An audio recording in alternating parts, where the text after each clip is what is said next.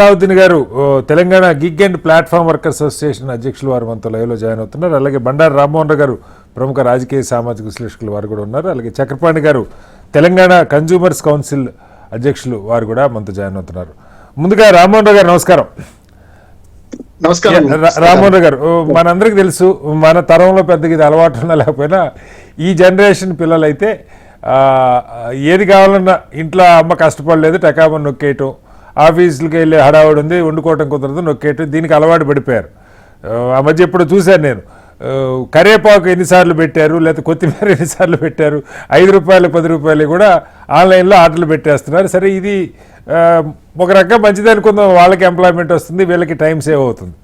Point ఏంటంటే, తినే ఆహారం దగ్గరికి వచ్చేసరికి బ్రాండెడ్ ఎస్టాబ్లిష్డ్ రెస్టారెంట్స్ ఒక పార్ట్. సరే, వాటిల్లో కూడా పెద్దగా తనిఖీలు జరుగుతున్నాయా, అక్కడ నాణ్యమైన ఆహారాన్ని సప్లై చేస్తున్నారా, వాళ్ళ కిచెన్లు ఎలా ఉన్నాయి, అడపాదడపా ఏదో ఈ శానిటరీ డిపార్ట్మెంట్ వాళ్ళు లేదా ఫుడ్ సేఫ్టీ వాళ్ళు దాడులు చేయటం మనం చూస్తూ ఉంటాం. అవి కాకుండా ఇప్పుడు మనం ఒకసారి జొమాటోను స్విగ్గీను కొట్టి నియర్ బై రెస్టారెంట్ అంటే నిజంగానే ఇందాక మన స్టోరీలో చెప్పినట్టుగా ఊరు పేరు లేనివి క్లౌడ్ కిచెన్లు రకరకాలు కనపడతా ఉంటాయి. వీటిల్లో బొమ్మలు అద్భుతంగా పెడతారు వాళ్ళు, చూడగానే నోరూరేలాగా. వాటికి లైసెన్సులు ఉన్నాయా, అసలు వాటిని అక్కడ వెరిఫై చేస్తున్నారా, హైజీనిటీ మెయింటైన్ చేస్తున్నారా? దీనిలో 2 ఉన్నాయి సార్. ఒకటి మనకు తెలుసు అధికారులు వాటిని వెరిఫై చేయటం, 2 ఈ కంపెనీలు ఇప్పుడు ఈ ఆన్లైన్ ప్లాట్ఫామ్స్ ఎవరైతే ఆథరైజ్డ్ ఉన్నారో ఆ ట్రేడ్ లైసెన్సులు ఇలాంటివన్నీ చెక్ చేస్తున్నారా? చెక్ చేయకుండా వాళ్ళ సైట్లో పెడితే కొనే వాళ్ళకి దీనిలో స్విగ్గీలో ఉంది జొమాటోలో ఉంది కదని కొనేసుకుంటున్నారు. ఆరోగ్యం చెడిపోతే ఎవరిని అడగలో దిక్కుమొక్కు తెలియని పరిస్థితి. ఏంటి అసలు ఈ సమస్య? వాళ్ళకి లాభం కలగవచ్చు, తినే వాళ్ళకి నష్టమా, ఎలా అర్థం చేసుకోవాలి? శ్రీనివాసరావు గారు, మీకు గారికి చక్రపాణి గారికి హెచ్ఎండి ప్రేక్షకులు నమస్కారం. నమస్తే సార్. నేను అడ్వకేట్ గా 1986 లో మనకు కన్జ్యూమర్ యాక్ట్ వచ్చింది. అప్పటి నుంచి ఇప్పటిదాకా నా స్పెషల్ సబ్జెక్ట్ అదే, ప్రోగ్రామ్ పెట్టి అది చేయడమే. కానీ దాన్ని దాటేసాను.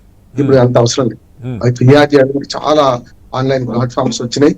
ఇప్పుడు FSSAI మనకు food safety and standards authority India వచ్చిన తర్వాత ఆన్లైన్ ఫిర్యాదు కూడా చేయవచ్చు. గతంలో అడ్వకేట్ గా కేసులు వేయడము చాలా పెద్ద ఇబ్బంది ఉంటుంది. కానీ ఇప్పుడు అది లేదు.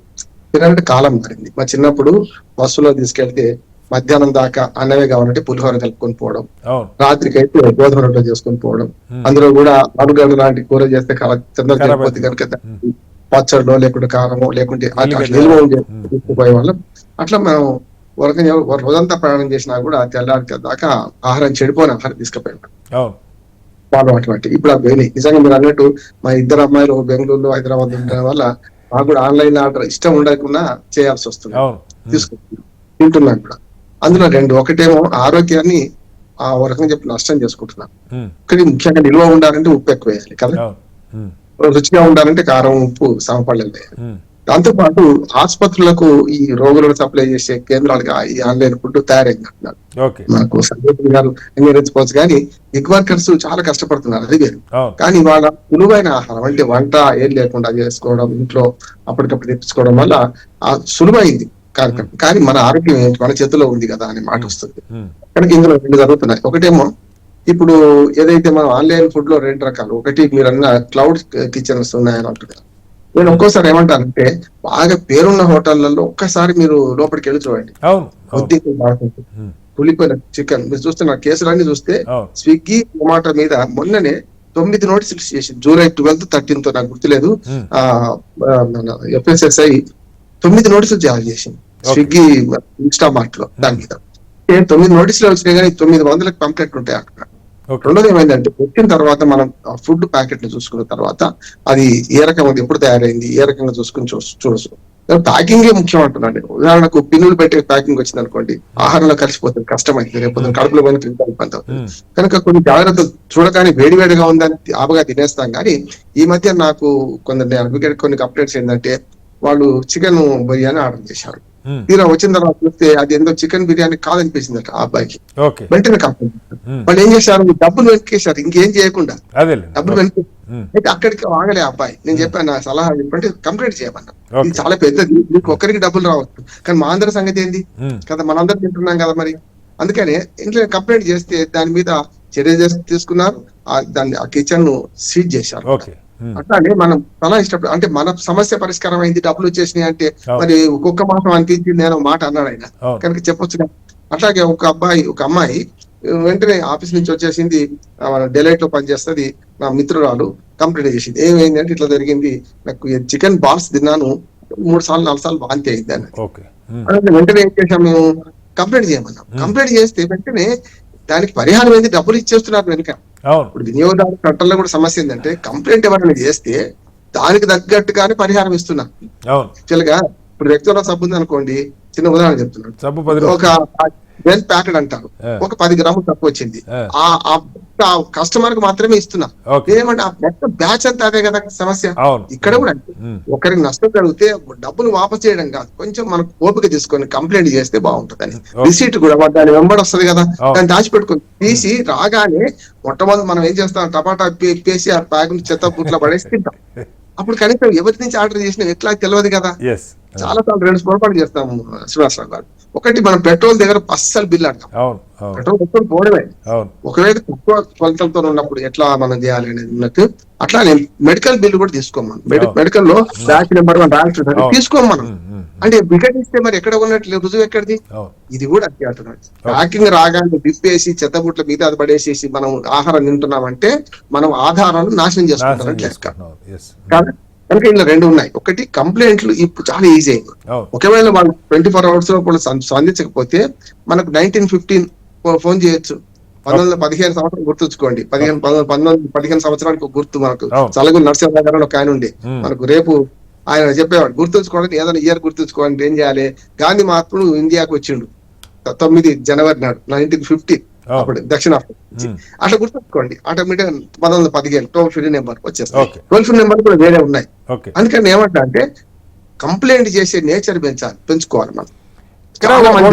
ఒకటి చెప్పండి రామ్మోహన్ గారు, అంటే ఇప్పుడు ఈ మన మున్సిపల్ కార్పొరేషన్లు ఏం చేస్తున్నాయి అంటే, ఇప్పుడు సరే అసలు ఫుడ్ ఈ స్విగ్గీ జొమాటోలో ఆర్డర్ ఇచ్చే ఒక పార్ట్ అయితే, మీరు రోడ్డు ఎమ్మటి పాపం ఇప్పుడు మనకి అన్నపూర్ణ క్యాంటీన్లు ఏమో ప్రభుత్వం పెట్టింది, జిహెచ్ఎంసీ వాళ్ళు పెట్టారు, అది 5 రూపాయలకో 10 రూపాయలకో ఇస్తున్నారు, తింటున్నారు, అదొకటి. అది కాకుండా ఎక్కడ పడితే అక్కడ అసలు కొన్ని వేలు ఉన్నాయి రామ్మోహన్ గారు. హైదరాబాద్లో మీరు చూసే ఉంటారు, టాటా ఏసీ వెహికల్ని ఒక మొబైల్ హోటల్ లాగా మార్చేసి దానిలో టిఫిన్లు, ఇడ్లీలు, దోశలు, వాళ్ళు బజ్జీలు, పునుగులు ఇవే కాకుండా ఈ బిర్యానీ వండేవి, లేకపోతే రకరకాలు ఎక్కడ పడితే అక్కడ కాస్త 10 మంది జనం, ముఖ్యంగా కింది స్థాయి జనం ఉన్నారనుకున్న దగ్గర పెట్టేస్తున్నారు. వాళ్ళు దాని సేఫ్టీ సంగతి పట్టించుకొని తినేస్తున్నారు. అసలు వాటన్నిటికి లైసెన్సులు ఉన్నాయా లేదో మనకు వీళ్ళు చెప్పాలి. రెండోది, దానికంటే ఒక స్టెప్ పైన స్విగ్గీ జొమాటోలో ఇంటి దగ్గర కూర్చొని లేదా ఆఫీస్ నుంచి, ఈ మధ్య ట్రైన్లలో కూడా మొదలైంది సార్. మీరు తిరుపతి నుంచి హైదరాబాద్ వస్తున్నారంటే నెల్లూరులో మీకు నచ్చిన హోటల్ నుంచి మీరు ఫుడ్ ఆర్డర్ చేసుకుంటే మీకు ట్రైన్ దగ్గరికే తెచ్చిస్తారు. ఈ ఫెసిలిటీస్ బాగానే ఉన్నాయి, కానీ వీటి సేఫ్టీకి సంబంధించి అంటే అధికారులు సరిపడా ఉన్నారా, అసలు వాడు లైసెన్స్ తీసుకోకుండా వాడు ఎలా నడుపుతున్నాడు, వాడి దగ్గరికి స్విగ్గీ జొమాటో వాళ్ళు పోయి వాళ్ళ దగ్గర మార్జిన్, ఎందుకంటే చిన్న హోటల్ పెద్ద పెద్ద హోటల్ వాళ్ళు మార్జిన్ ఎక్కువ ఇవ్వరు, ఈ చిన్న హోటల్ వాళ్ళు మార్జిన్ ఇస్తే వాళ్ళ దగ్గర పోయి వీళ్ళు ఎందుకు వాళ్ళని లిస్ట్ చేస్తున్నారు, దీని మీద ఏమన్నా ఒక అబ్జర్వేషన్ ఉందా, ప్రభుత్వానికి ఒక నియంత్రణ ఉందా? ఇప్పుడు మీరు లోకల్ గవర్నమెంట్స్ గురించి మాట్లాడారు, చాలా అద్భుతం. ఎందుకంటే నేను సర్పంచ్ గా 7.5 సంవత్సరాలు, ఎంపీపీ ప్రెసిడెంట్ కు 5 ఏళ్ళు పనిచేశాను. అసలు లోకల్ గవర్నమెంట్స్ కు ప్రాజెక్ట్ జ్యుడిషియల్ అధికారులు ఉన్నట్టు వాళ్ళకి తెలియదు అంటారు. ఇప్పుడు సర్పంచ్లకు అసలు తెలియదు. 88-90 దాకున్నప్పుడు మా ఊళ్ళో మీకు తెలుసు, ప్రజ్ఞాపూర్లో 650 బస్సులు ఇటు పక్క అటు పక్క పోతాయి. మా దగ్గర ఒక 10-12 హోటల్ ఉండే అప్పుడే 40 ఏళ్ళు.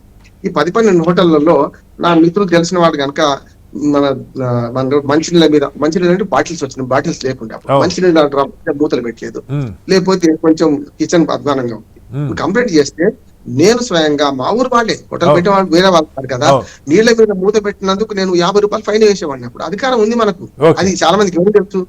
మున్సిపాలిటీలోనే కొంచెం మన ఫుడ్ సేఫ్టీ అధికారులు ఉంటారు, లేకపోతే ఇతరత్ర శానిటరీ ఇన్స్పెక్టర్స్ ఉంటారు. గ్రామ పంచాయతీ ఉంటాయి కదా. అంటే మన వాళ్ళైనా 50 మంది వేస్తే నేను చెప్పాను ఇది మీకోసం ఉపయోగిస్తాం, పంచాయతీ రసీదు ఇస్తున్నాను అని చెప్పి ఇచ్చేవాళ్ళు. మనము లోకల్ గవర్నమెంట్స్ సెన్సిటైజ్ చేయాలి. లేకపోతే ఏమవుతుందంటే ఇప్పుడు ఊళ్ళలో మీరు హైదరాబాద్ లో వేరున్నాయి, ఊళ్ళలో ప్రతి రోడ్డు పక్కన అన్ని అవే కదా ఊడ్చుకెళ్తుంటే కదా. ఇంకోటి కూడా ఏమంటారంటే మనకు లోపల స్టార్ హోటల్ పోయినా పెద్ద పెద్ద హోటల్ అని పేరు చెప్పినా అక్కడ లోపల జరిగే బాగోతే ఏమీ తెలియదు. మూన్లైట్ డిన్నర్లో ప్రత్యేకలు వచ్చినా మనం తినేస్తున్నాం. కానీ నేను ఒక సమర్థించేది ఏంటంటే పక్కన రోడ్డు పక్కన హోటల్ ఇంకా బాగున్నాయి అంటున్నాను. మనకు ఫ్రెష్నెస్ తెలుస్తుంది, అక్కడనే క్లోజ్ చేసుకున్నారు దగ్గర, అక్కడ వాడు అక్కడే తయారు చేస్తున్నారు. రోడ్డు పక్కన బాగుండొచ్చు కానీ కాదు సార్, అది ఇప్పుడు మనం అక్కడ తినేస్తాం, తెల్లారే బండి ఉండదు, వాడు ఉన్నాడా పోయాడా ఏదైనా తేడా వచ్చింది అనుకోండి అడగడానికి ఉండదు. అది పాయింట్. అది కరెక్టే. కానీ ఏమంటా అంటే ఫ్రెష్నెస్ విషయానికి వస్తే కొంచెం పేదలు ఇప్పుడు ఫుడ్ ఒకనాటి కాలం మారింది సార్. పేదలు లేకుంటే రోజువారీ ఫుడ్ తక్కువ సప్లై చేసే వాళ్ళు వస్తున్నారు. మనం హోటల్ రెస్టారెంట్ లో ఆగి 1 గంట సేపు వెయిట్ చేసుకుందామా, రోడ్డు పంట తిందామని తింటారు కదా. అక్కడ 2-3 ఒక్కటి మనం చెప్పలేం, ఎందుకంటే నూనెలు ఏ వాడుతున్నారు. కానీ పెద్ద హోటల్లో నూనెలు ఏ వాడుతున్నారు పెడుతున్నారు. నో అడ్మిషన్ రాసి పెడతారు బోర్డు, వాడు మిమ్మల్ని పోనివాడు కదా. మనము మిమ్మల్ని పోనివాడు, ఏం చేద్దాం మరి. అందుకని ఏమంటే 2 ఉన్నాయి. ఒకటి చెప్పొచ్చు ఏంటంటే ఎట్లా కంప్లీట్ చేయొచ్చు, ఏ రకంగా కంప్లీట్, వినియోగదారులకు చైతన్యం చేయాల్సిన బాధ్యత మన మీద ఉన్నది. సలావుద్దీన్ గారు చక్రపాణి మీరైనా మనమైనా మంచి సబ్జెక్ట్ తీసుకున్నారు. తప్పనిసరి మన వినియోగదారులను సెన్సిటైజ్ చేయాలి, ఎడ్యుకేట్ చేయాలి. మాత్రమే కంప్లైంట్ ఎన్ని కంప్లైంట్స్ వస్తే అంత బాగా ఎడ్యుకేట్ అయినట్లు లెక్క.